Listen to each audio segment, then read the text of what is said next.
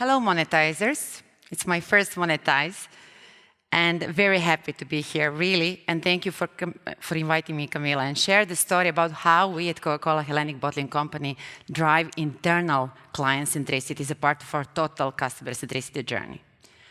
Now, let me quickly introduce myself. I've been 16 years with Coca-Cola HBC, doing very different roles, mostly in HR, like country HR director, group talent director, lately being part of the strategy and transformation unit where I lead the Center of Excellence for Lean and Agile, bringing new capabilities, Scrum, Agile, design thinking, and embedding Agile mindset.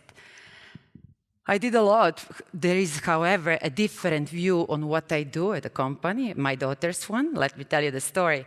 When she was 8 years old, she comes from the school one day and she says, very happy, she says, "Mom, I got an A for an essay about job of my parents." I said, "Great, bravo, will you read it for me?" And she starts, "My dad is a documentary filmmaker, and he made this movie about that, and the other movie about this." And, you know, she goes on, and I kind of start to feel weird, you know? Mom was not mentioned, and then comes the end, and the tiny little sentence that says, "My mom works in Coca-Cola something on computer." So I'm going to tell you what I've been doing lately on my computer at Coca-Cola. So let's start with Coca-Cola, Coca-Cola HBC. You know about Coca-Cola, and thank you for the help of some branding.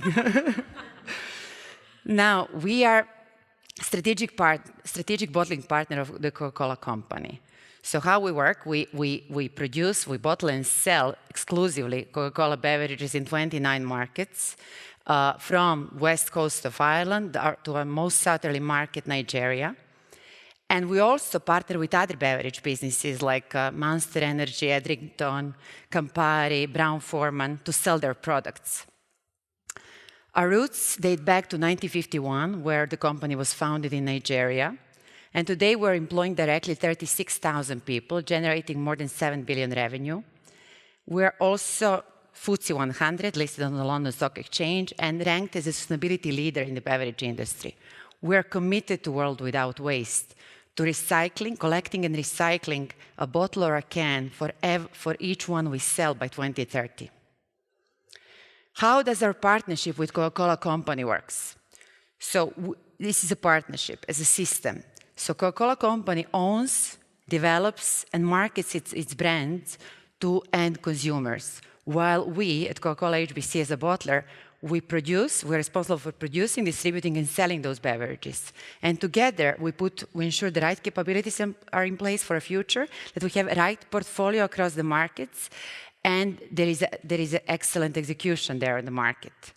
Now, talking about portfolio, you might be surprised, but there is more than sparkling there.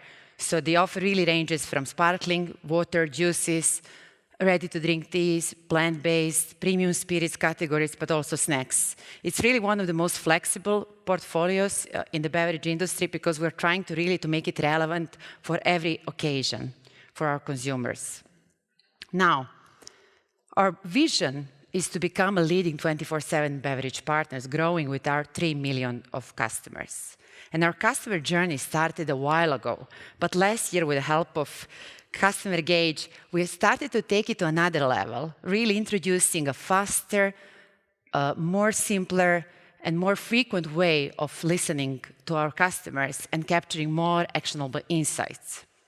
So this is one part of the story, but I'm going to tell you about other piece of the puzzle, which is what we do internally with our culture to embed this customer centricity, to break the functional silos, because when our customers cry, not necessarily other support functions sees that as a top priority. So this is the story about how we are trying to build this culture of NPS across the company, introducing totally transparent feedback from everyone to anyone. So total transparency, everyone participates, really to build this culture of closeness to the market, closeness to our business developers, to our frontliners. So we introduced totally standardized, and this is a new baby. It was delivered a few months ago. So in June, thank you, Leah, Melis, and Camila for the amazing help, because we really had a short time to prepare it.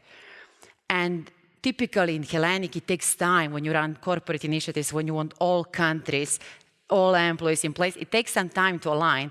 We did not have that time. So we positioned this as a pilot. Really, we said, let's go. And we're going to test and learn and we improve for the next time. The difficult part was really with the functions who had their own surveys. Sometimes some functions and departments had very lengthy surveys, 40 questions, like how happy you are with this product internally. And they were in love with those surveys. And now they started, we asked them to stop, actually. We go with a very simple, totally similar approach with the one we use with customers, NPS, very simple survey, and we treat internally other functions as our customers. So, the survey, was totally democratized. Every employee in Hellenic invited. Everyone could participate and select the functions they mostly work with and provide feedback. I'm going to talk about 3 pillars because it was challenge also how to make it work for corporate office and also for countries, because there is also connection there. We serve, as the corporate office, we serve countries. So how do we capture that feedback? Because not everyone works with anyone in the company. Anonymous, and we said it is going to be twice per year. So to have visible improvements already in the same year. So all functions, all countries, corporate center as well. And deep dive for our frontliners. That is a part of customer centricity journey. So we want a deep dive for our business developers who are really there on the market serving our customers. A note here that the scope of the survey is a cold survey. So we measure broader relationship issues, while hot survey transactional remains with a function as an immediate follow-up with the service provided after the interactions. So this is about broader strategic collaboration. Now, survey, we followed very similar approach as with the one with the customers. So first question was NPS question, and the question went based on, so they select the function, based on your overall experience with this function, how likely are you to recommend this function as a business partner? The second ones were offer choices, drivers, and here we went really with learning from customer insights, from learnings from other surveys that they ran it, external surveys. So we offered certain drivers, and it worked well because we had also empty space to add something, but these were good drivers, and it created a lot of engagement around them. And the third one was very open question. Even if you are a promoter, what processes, improvements you would like this function to make? So in average, people really, it took 1.5 minutes for a person to complete the feedback. So it was really not heavy. And I mentioned the 3-pillar scope. So how did it work? We have countries who are center of P&L creation, and we have corporate center. So one pillar was within country, every function to every function. So every employee could select any function in the country and provide the feedback. For corporate employees, there are also group functions. Every corporate employee could select any corporate function and provide feedback. There is another pillar, which is here pillar 1, which is countries to corporate centers. We did not have vice versa, because we serve countries. We asked leadership teams, general managers, leadership team of the countries to provide feedback to corporate functions. So it's a small sample, but very heavy in terms of the feedback, how they want us at the corporate center to be more easy to do business with, more closer to their understanding their needs, being more proactive, etc. Now, results. So our participation rate, and here it's important to mention, it's we did not push for high participation rates. We said it's the first time, let's feel the pulse, let's feel the energy. However, CEO sponsorship helped, I guess, here, because we got 51% of participation rate out of all employees invited here. What was interesting, people had in average 9-10 functions on a drop-down list. They selected 2. And based on the feedback, how you see, we also learned that most probably people were taking extremes. So one they're very happy with, and one that they're very unhappy with. We also collected more than 4,000 verbatim inputs on what improvements functions should make. So every function that every country has their own opportunities, especially looking from commercial perspective and business developers' perspective. Now, you could see that really the participation rate in some of the countries were really higher than 70%. We also engaged general managers to help us a bit, internal communication with a small campaign, and appointed country coordinators who were ensuring translations, preparations, employee lists, etc., but also who were responsible to produce reports and help leaders to prioritize the opportunities there. Also NPSs. The important element here is that it's easy at Hellenic to enter into competition. We did not want to position this as a competition. We wanted really that leaders embrace this tool. They embrace the tool and they see it as a cultural tool. There is a magic trio of what we get, the insights we get from our customers, the insights we get from engagement survey, and the insights we get from this. And together, looking into those insights together, this is really a magical trio, how to shape the culture of true customer centricity in finance, HR, legal, supply chain, logistics, production, yeah? But on non-hierarchy, breaking silos, internal speed, internal simplification, etc. Because the drivers, one of the most selected driver was easiness to do business with, and the quality and speed of problems resolution. So this is where those two drivers were also driving promoters and detractors. Now, on the corporate level, from feedback from countries, processes became a #1 pain. Not the way of working, but group function processes. So we learned also that there are some things like cross-functional processes like business planning, rolling estimates, a long-term target setting that we should simplify. Countries are crying for that. So there will be some initiatives centrally tackled, while the rest will be actually tackled totally individually by functional leaders in the country. Insights. We're not a hectic organization. So NPS is not strong. It was kind of surprise, I have to say, because our engagement scores for years were consistently above high-performing norms. But when we did this, 10, it's not, okay, well, it's not hectic, but there are huge opportunities to improve internally speed, service, etc. And it really varies. The biggest tensions are between big functions, finance and sales, supply, logistics and sales.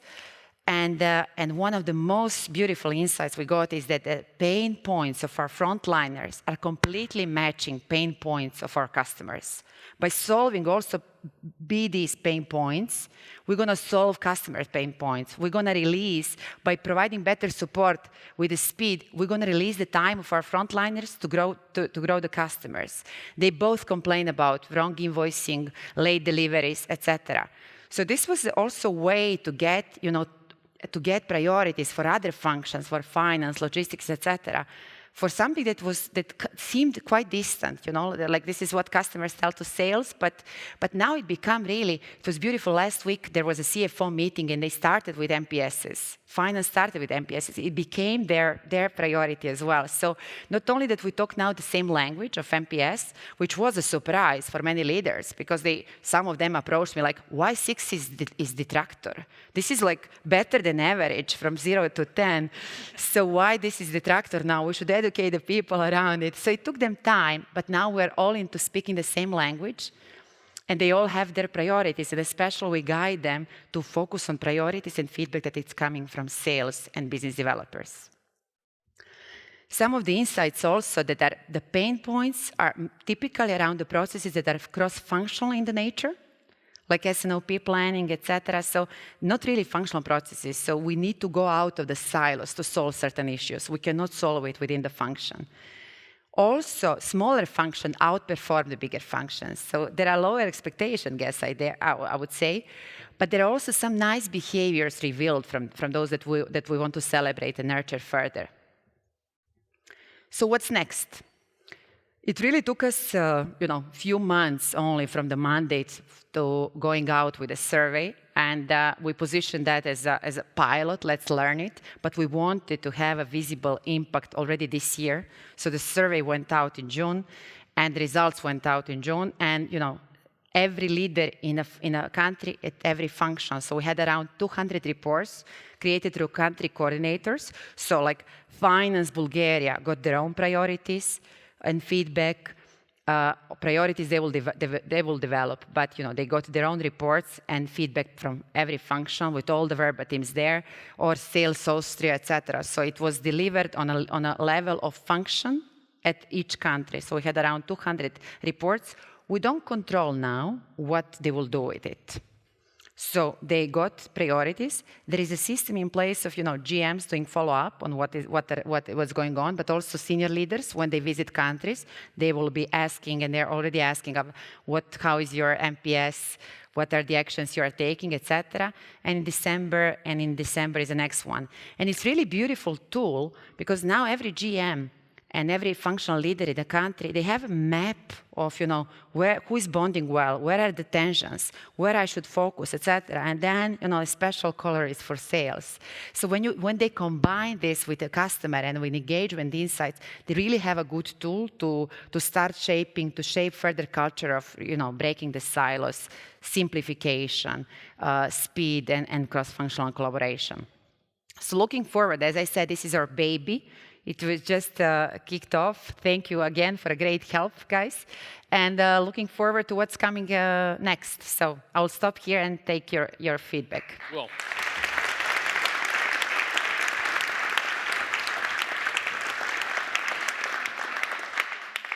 We definitely have time for a couple. Okay, one right up front. Yeah.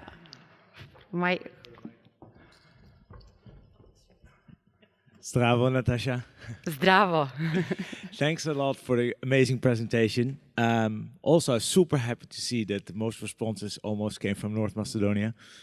Really good. It was, they really rocked it, really. It's super cool.